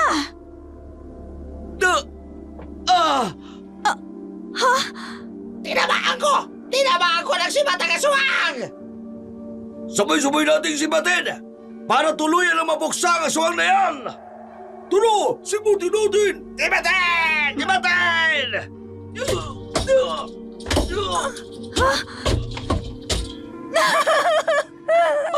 Ano nangyari? Ang Panginoon ko, Rosana! Inay! Sinaktan ka ng aswang! Diyos ko, tulungan niyo kami! Tulungan niyo kami! Sugatang nakalayo ang aswang, ngunit tag-iwan ito ng matinding takot sa buong nayon. Maraming dumamay sa muntik ng maging biktima at lalong tumindi ang kanilang pagnanais na mapuksa ang nilalang na gumagambala sa kanila na payapang buhay. Ngunit tanging si Rosana ang nakaalam ng isang lihim, ang lihim na muling paghaharap nila ng aswang. Sa saglit na pagtititigan nilang dalawa, may bagay siyang nabasa sa mga mata nito, isang bagay na hindi kayang ipaliwanag. At sa kabila ng mga tanong at pag-uusisa, nanatili siyang tikom ang bibig dahil sa kanyang puso, siya lamang ang may alam na dahilan. Isang dahilan na hindi niya pa handang ipagtapat kahit kanino man. Hindi ka pwedeng lumabas ng bahay. Huwag mo bubuksan ang mga bintana. Inay, Sabi ng mga nakakatanda, Rosana, kapag nakita ka ng aswang, natitigang ka sa mga mata, babalikan ka niya. Ikaw na ang susunod niyang target. naniniwala ka sa sabi-sabi, Emily?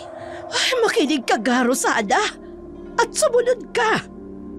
Walang masama kung sumunod ka sa mga sabi-sabi. Kagabi, muntikan ka nagmalapa ng aswang na yun. Mabuti na lang nakita siya ng mga nagro-ronda. At nasibat ang aswang na yun. Kung nakinig ka lang sa akin, bakit kasi lagi mong hinahayaang bukas ang bintanang yan? Kahit na 10 oras ng gabi. Alam mo namang delikado sa lugar natin. Hanggat hindi nauhuli ang demonyong aswang na yun, ay huwag tayong maging kampante. Huwag tayong maging panatag. Eh di sana, binalikan niya si Aling Minda. Ano ay kabo? Kung talagang masama ang aswang na yun, inay, sabi niyo, kapag natitigan niya ang isang tao, babalikan niya. Eh bakit hindi niya binalikan si Aling Minda? Sus na batang ito. Nakuha mo pa hanggang maging piloso pa. Oo nga, ano? Basta, mula sa araw na ito, di ka nalalabas ng bahay hanggat hindi nahuhuli ang buwisit na aswang ngayon.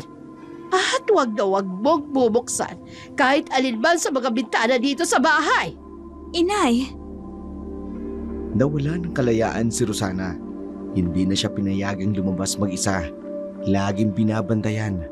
Mahigpit na inaalagaan ng kanyang ina at ng mga kanayon. Batid niyang ginawa nila ito upang protektahan siya, upang tiyaking ligtas siya sa anumang panganib. Ngunit sa kabila ng kanilang pag-aalala, hindi niya mapigilan ang bugso ng damdamin sa kanyang puso. Isang matinding pagnanais na bumabalot sa kanya ang muling makita si Angelo. Hindi siya mapakali, hindi siya matahimik. Kailangan niyang malaman ang totoo. Sino nga ba si Angelo? Ano ang lihim na bumabalot sa kanya?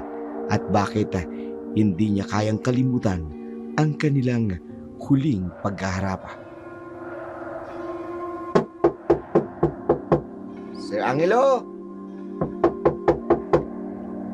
Sir Angelo! Anong kailangan mo? Sir. Pasensya na po sa istorbo. Nag-alala po kasi ako sa inyo eh. May nangyari po ba sa inyo? Bakit mo na itanong?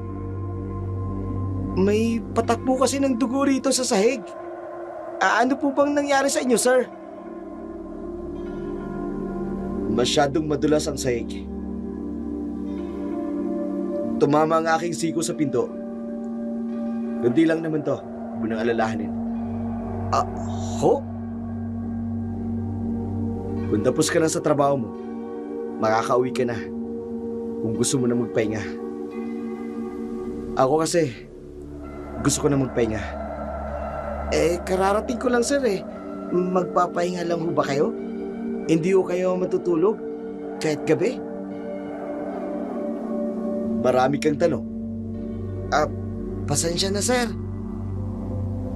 Pagkatapos mong magluto at maglinis, umuwi ka na. Opo sir. Sige po Sir Angelo. Pambihira naman ako.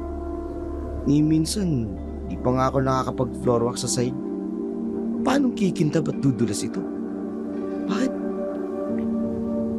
Bakit nagpaparinig ang amo ko? Ibig sabihin, kailangan ko na talagang mag-floor wax ng sahig. Lito? Tarantado ile! Sus naman sir, kinulat niyo naman ako sir. Ang bilis niyo naman. Nakatayo agad kayo sa likod ko. Anong balita sa labas? Sir, yung nangyari sa inyo, bakit ho may balot sa braso ninyo? Sagutin mo ang tanong ko. Nagkagulo ho. Pero mabuti at walang nangyaring masama kay Rosana. Naku sir, muntik-muntik ka nang malapan ng aswang si Rosana kagabi. Hindi mangyayari yun. Ho? Mabuting babae si Rosana. Yun po talaga sir. Mabuti po talaga siya. Pero mas mabuti na din po yung nangyari kagabi sir. Dahil nasibat yung aswang. Tinamaan. Sapul.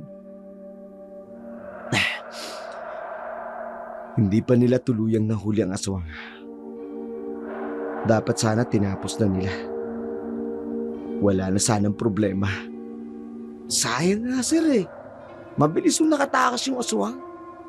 Paano nga naman mahuhuli? Lumilipad yung aswang sir. Mula sa aso, naging sa paniki, tapos ang bilis lumipad. Kumusta si Rosana? Nakakalong sa bahay nila. Ayaw palabasin ng nanay niya. Sarado lahat ng bintana. Nakakulong si Rosana? Opo. Siyempre, mag-iisang anak yun ni Aling Rosa. Paano kung wala pa si Rosana? Hindi wala na yung pinakamagandang dalaga sa nayo namin. Dito, may gusto ka ba sa kanya? Naku sir, walang di magkakagusto kay Rosana, no? Pero hindi po kami talo nun. May gusto ako sa kanya pero iba yung gusto ni Rosana. Hindi ko alam kung sino pero nakalimutan ko na ang nararamdaman ko sa kanya. Buot kasi sa kaibigan ko na, ikababata ko pa. Hindi natin alam kung anong itinadhana at kung ano ang hindi. Maraming bagay dito sa mundo na imposible pero nagiging posible. Wow! Ganda lang sinabi niya, Sarah! Pero isa lang ang tatandaan natin. Lahat ng bagay may katapusan. Sir? Palaisipan iyon kay Lito na binitiwang salita ni Angelo. Maging ang katiwala, hangang-hanga sa kabutihan ng kanya amo at awa ang nararamdaman niya. Pero dahil mag-isang nabubuhay, malayo sa kabiasnan, wala ni isa man sa pamilya ang dumadalaw rito. Samantala, kahit mataas na ang sikat ng araw, ginagawa pa rin ng mga kalalakihan ang magronda. Naniniwala silang mahina ang aswang sa tama ng sibat na tinamo nito. Sundan ninyo ang patak ng dugo. Matutunto natin ang pinagtataguan ng aswang na yon. Baka katakas na naman ang demonyo na yun. Bakit kayo huminto? Hanggang dito lang patak ng dugo. Marahil, mula dito nakaipon na siya ng lakas. Nagpalitan ng anyo para lumipad. Malas talaga, no? Matalino talaga ang aswang na yan. Hindi isang normal na aswang ang napadpad dito sa ating lugar. Tsaka masukal pa lugar na to. Walang kabahay-bahay. Wala tayong maituturong bahay kung saan man siya dumapo. Pero wag tayong mawawalan ng pag-asa. Mahuhuli din natin ang aswang na yan. Naging tahimik ang sumunod na mga gabi. Walang narinig na pag-alulong ng aso. Walang kaluskos o senyales ng paglaglag ng lupa. Ang labis na katahimikan ay naghatid ng matinding kaba sa lahat dahil alam nilang sa pagbabalik ay mas malakas pa ang aswang at gagawin nito ang paghihiganti. Samantala, si Rosana ay hindi mapakali. Lalo pat nararamdaman nito ang kakaiba sa katawan. Ay, ano bang nakain mong bata ka? Kanina ka pa dyan nagsusok ah. Wala ho, inay. Kahapon pa nga ho ako walang gana kumain eh. Abay, ano ka? Buntis? Ho? Abay, syempre hindi. Paano ka namang mabubuntis? Eh di wala ka namang kasintahan. Wala kang kasintahan. Hindi ba, Rosana? Wala po, inay. Dahil wala ka namang sinasabi sa akin. At alam kong hindi ka maglilihim sa akin, ha anak? Hindi ho, inay. Oh, siya. Inumin mo itong halabang ugat. Tiisin mo lang ang lasa niyan para gumana ang pakiramdam mo. Baka nalamigan yung sikmura mo. Oh, eto. Inumin mo.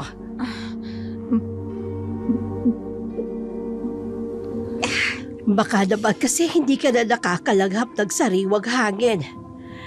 Ay, naiintindihan mo, Rosana, kung bakit kita hindi pinalalabas ng bahay. Naiintindihan ko po, inay. Mas nakakakaba ngayon. May nangyari ho ba? Natuntun ba nila ang kinaroroonan ng aswang? Hindi. At nakapagtataka dahil ilang gabi ng tahimik. Inay? Ang sabi ng mga nagroronda, may panganib na darating dahil nag-iipon ang lakas ng aswang. Nay? Oh, bakit ganyan ang reaksyon mo? Lahat ho ba talaga ng aswang ay masama? Kumakain at pumapatay ng tao? Hindi lang ng tao, kundi mga hayop. Yun ang pagkakaalam ko. Bakit? May aswang bang mabait? Paano kung may aswang na hindi niya gusto na naging isa siyang aswang?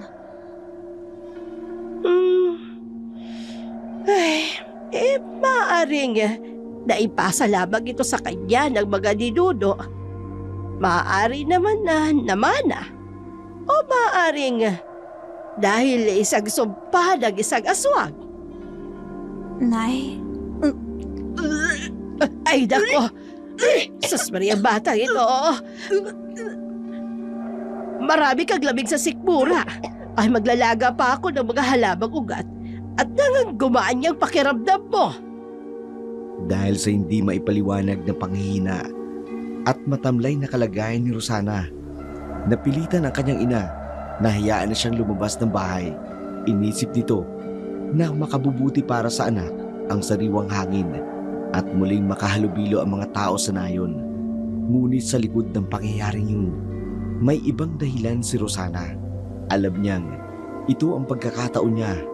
Pagkakataong matagal niya nang hinihintay. Nang makalayo na sa mata ng kanyang ina, agad niyang tinahak ang daan patungo sa kinaroroonan ni Angelo. Hindi siya nag-atubili. Kailangan niyang makita ito. Kailangan niyang marinig ang katotohanan mula mismo sa kanya. Angelo? Angelo? Rosana? Angelo! Angelo, salamat at ligtas ka. Salamat at buhay ka. Rosana? Alam ko, Angelo. Alam ko. Alam mo? Nararamdaman ko. At alam ko rin na hindi ka masamang tao. At kahit ano pang sabihin nilang lahat, ramdam ko na kakaiba ka, Angelo. Hindi ka katulad ng sinasabi nila. Hindi mo alam ang sinasabi mo. Hindi ka na dapat nagpunta rito. Gusto kitang makita. Ipinagtabuyan na kita. Pero labag yun sa kalooban mo. Rosana, Hindi mo ko aangkinin ng gabing yun. Kung hindi mo ako mahal at nagpaubaya ako, dahil mahal kita. huwag mong sabihin yan. Mahal kita, Angelo. Mahal kita.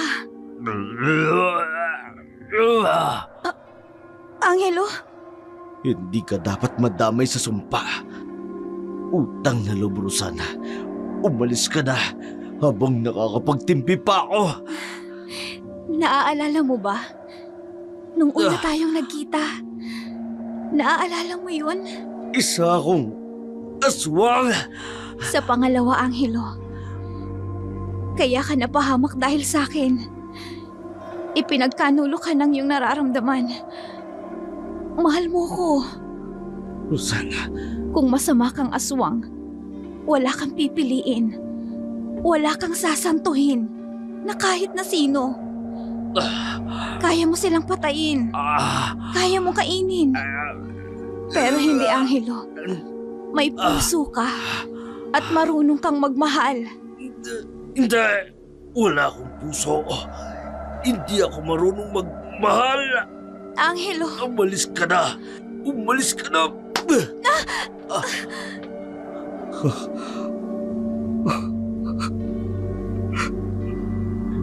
Rosana, kaya mo magbago. Tutulungan kita. hindi kayang baguhin ang isang sumpa. Ang sumpa, Rosana. Huwag mong sabihin yan, Angelo. Binigay ko ang sarili ko sa'yo. Pati na ang buo kong pagkatao. Tinalikuran ko ang pamilya ko sa probinsya. Huwag mo akong iwan. Wow. Sinabi ko naman sa'yo, di ba? No strings attached. Wala akong pakialam. Binigay ko na sa'yo ang gusto mo. Binigyan kita ng magandang trabaho. Mataas na sweldo. Ginusto mong ibigay sa akin ang sarili mo. Kahit hindi kita pinilit. Mahal kita, Angelo. Mahal na mahal kita. Hindi kita mahal.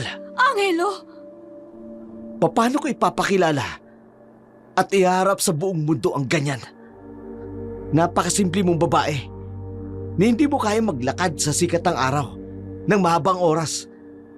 Bigla kang nalulusaw na parang Sa gabi naman, bigla ka nawawala. Hindi ka normal.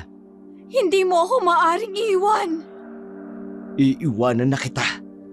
Maghanap ka ng ibang lalaking na babagay sa'yo. May iniibig ka na bang iba? Wala ka na doon. Hindi mangyayari yan, Angelo. Ano? Wala kang karapatang magmahal. At ang sino mang iibig sa'yo ay makakatikim ng aking sumpa. Ng sumpa ng aking mga ninuno. Ano? Pinilit kong mabuhay ng normal na tao. Tumira ako sa magulong mundo mo. Tapos sasaktan mo ako. Amira? Ako si Amira, ang nag-iisang babae sa angkan ng mga aswang. Hindi papayag na sasaktan lang at iiwan ng lalaking normal na katulad mo. Sapitin mo ang sumpa mula sa aking mga ninuno. Huwag kang lalapit. Nababaliw ka na. Kamatayan mo lang ang puputol sa sumpa. Tanggapin mo ang sumpa ni Amira. Hindi! No, wag! Wag! Ah! Ah! Ah! Magkaiba tayo ng mundo, Rosana. Nabubuhay ako sa sumpa. Kamatayan ang matatamo mo kung ba iiralin mo ang nararamdaman mo para sa akin. Angelo. Kaya utang na lupa. Umalis ka na. Tumakas ka na habang may oras pa. Hindi ako aalis. Sasamahan kita, Angelo. Hindi ko kayang mabuhay nang wala ka. Masasaktan ka lang, Rosana. Kung kamatayan mo makakaputol ng sumpa, sasama na ako sa'yo. Sasama ako hanggang sa kamatayan, Angelo. Rosana.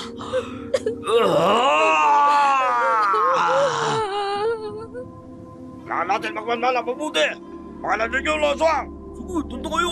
Tunto kayo.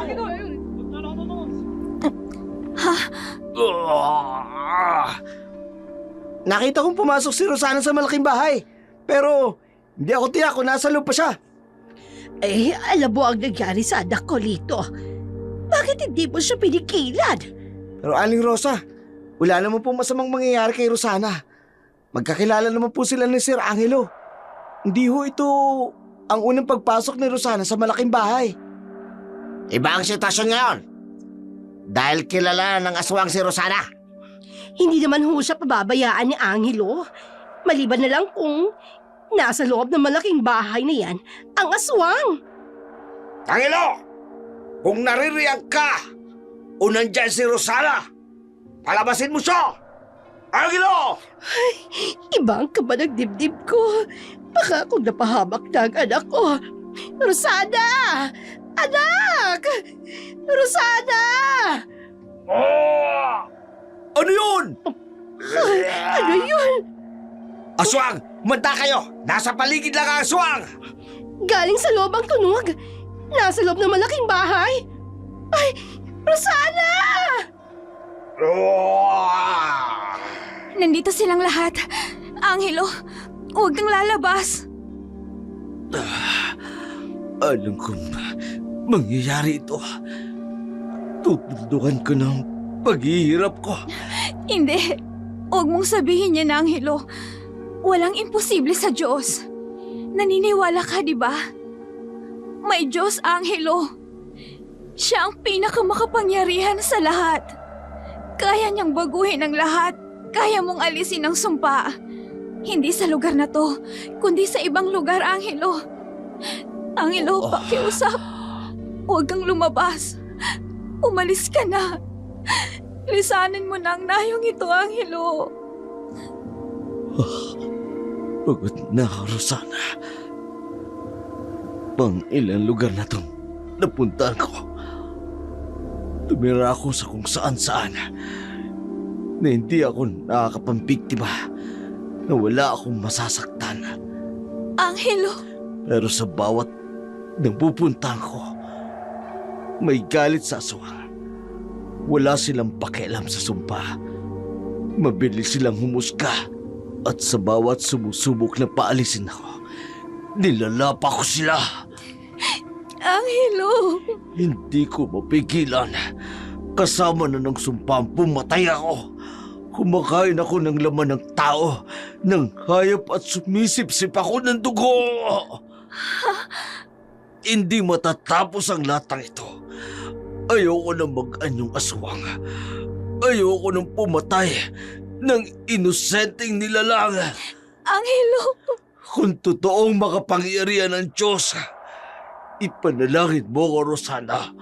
At sa lahat ng ginawa kong kasalanan, kapag namatay ako, bubuksan niya ang kanyang kaharian para sa akin. Angelo!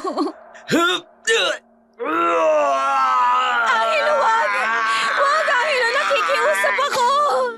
Biyag si Rosana ng aswang. Ano? Panginoon ko! Iligtas niyo po agad ako sa aswang. Ihanda ninyo ang mga sibat. Diyos ko. Huwag patatakasin ang aswang na yan. Sa araw na ito, kailangan mawala na sa nayong ito ang aswang na yan. Ihanda ninyo ang inyong mga sibat.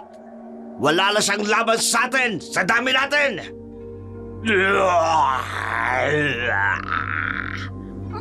Angelo! Nakikiusap ako! Wag! Wag niyo siyang sasaktan! Hindi siya lalaban! Hindi siya masamang aswang! Rosana, hindi mo alam ang sinasabi mo. Tumakbo ka papunta sa amin dito. Nakaharap na siya dito sa amin. Iligtas mo na ang iyong sarili. Angelo, hindi ka dapat mamatay. Huwag mong gawin ito, Angelo. Dinadala ko ang bata sa aking sinapupunan. Buntis ako, Angelo. Pagkawalan niyo na ang sibat! Patay na ang aswang! Patayin! Patayin! Wag! Lumayo kayo! Tingnan ninyo mabuti! Unti-unti na siyang bumabalik sa kanyang tunay na anyo!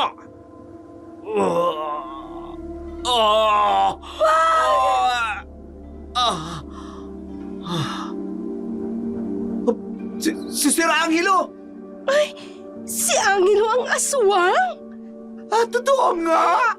Siyang aswang! Ano yun dito sa atin na yun? Totoo siyang aswang! Ay, Panginoon ko! Angelo! Mali mo sabihin sa akin, Rosana. Gusto ko marinig.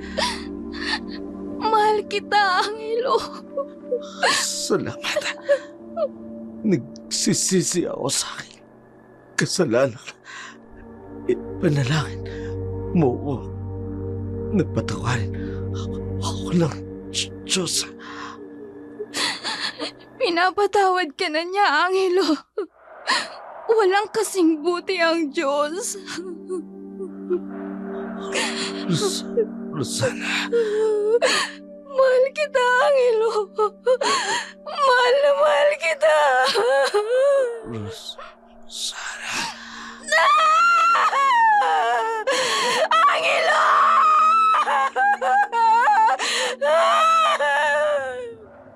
Gaano man katalinghaga ang buhay ng isang tao, may mga lihim na sadyang mahirap tanggapin. Mga lihim na maaari magdulot ng takot at puot o trahedya. At sa ilang pagkakataon, ang mga lihim na ito ang nagiging dahilan upang dumaan ang isang tao sa isang karumal-dumal na kapalaran. Hindi sapat ang salitang pag-ibig upang burahin ang lahat ng sakit at kasalanan, sapagkat sa mundong ito, hindi ang damdamin lamang ang nagtatakda ng wakas, kundi ang kapalaran mismo ang may hawak ng huling paghuhusga.